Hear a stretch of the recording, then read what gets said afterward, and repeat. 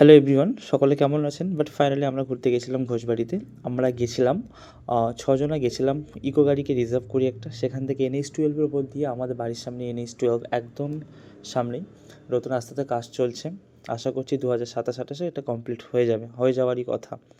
যাই হোক, এটা আপনার ঘোষবাড়িটা পড়ছে বসিরহাটে। সন্ধ্যার টাইমে ওখানে দারুণ একটা ভিড় হয়। জাস্ট জায়গাটা রিসেন্ট ভাইরাল হয়েছে। আগে এত ওখানে জমজমাট বা আগে কখনো নামও আমি শোনিনি। যাই হোক, সোশ্যাল মিডিয়ার মারফতে আমরা সব জেনেছি, বুঝে গিয়েছিলাম। দারুণ জায়গাটা। এখনও অনেক জায়গার অনেক কাজ হচ্ছে। আশা করছি কিছুদিন পরে এই জায়গাটা আরও নতুন রূপে সেজে উঠবে। মানুষ অনেক বেশি যাবে। সকলেই বাড়ি ঘোষবাড়ি। যাই হোক, আপনারা ট্রেনে যারা যেতে চান অবশ্যই আপনারা হাসনাবাদ লোকাল ধরে মার্কনিয়া স্টেশনে নেমে ওখান থেকে যেতে পারেন ঘোষবাড়িতে।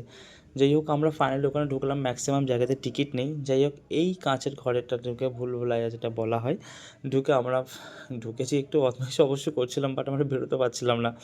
এত পরিমাণ ওখানে গান চলছিল, আর যে পরিমাণে লাইটিং বা কাজ মানুষের ওখানে গ্যাঞ্জাম ছিল। আমি আর জাহিরুলই গেছিলাম, বাকি বন্ধুগুলো ওইদিকে ছিল। সত্যি কথা বলতে আমরা বেরোতে পারছিলাম না, তার জন্য আমি ওখানে অনেকগুলো ভিডিও বানিয়েছি অবশ্যই, বাট তোমাদের দেখার জন্য একটা দিলাম এখানে। এই ট্রেনটা টয় ট্রেন যেটা বলো, এখানে দেখলাম আছে। এই যে বাড়িটাতে আমরা ঢুকেছি, বাড়িটা টোটালি দেখে মনে হচ্ছে কি কংক্রিটের তৈরি। এখানে আওয়াজটা দেখাচ্ছি। এই বাড়িটা সম্পূর্ণ কিন্তু কাঠ বা বাঁশ দিয়ে, প্লাই দিয়ে, দেখুন এখানে এটাই কিন্তু সম্পূর্ণ প্লাই দিয়ে তৈরি। এটা হচ্ছে ঘোষবাড়ি, একদম ঢুকতেই সামনে পড়বে। যাই হোক, ওখানে দারুণ জায়গা, আমার খুবই ভালো লেগেছে। ওখানে অনেক লোকজন আছে এখন। জানুয়ারিতে অবশ্যই একটা ভিড় হয়, ফেব্রুয়ারিতে হবে। বিশেষ করে বর্ষার টাইমটা সমস্যা হয়, স্বাভাবিক সব জায়গাতে হয়। বৃষ্টি হলে কী করে করবে? এই যে বাড়িটা আপনারা দেখছেন, এটাই হচ্ছে ঘোষবাড়ি।